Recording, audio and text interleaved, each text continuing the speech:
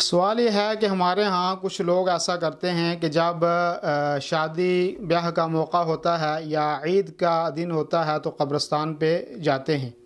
تو اس سلسلے میں عرض یہ ہے کہ قبرستان پہ آپ کبھی بھی جا سکتے ہیں، وہاں جا کے سلام کر سکتے ہیں، آپ ان کے لیے دعا کر سکتے ہیں، لیکن اس کے لیے کوئی خاص وقت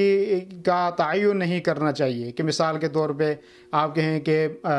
چھوٹی عید ہے اس پہ عید الفطر کے موقع پہ جائیں یا عید الاضحیٰ کے موقع پر آپ جو ہیں وہ جانا چاہتے ہیں۔ ایسے ہی جیسے آپ نے ذکر کیا کہ کوئی شادی کی تقریب ہے اور اس دن آپ کہہ رہے ہیں کہ دلہا کو وہاں پہ حاضری دینا ضروری ہے، ایسی کوئی بات نہیں ہے۔ کبھی بھی آپ قبرستان پہ جا سکتے ہیں اور اس کے لیے کوئی وقت جو ہے وہ تعین نہیں کرنا چاہیے کہ فلاں وقت میں جانا ہے۔ کچھ لوگ جیسے جمعرات کو جاتے ہیں،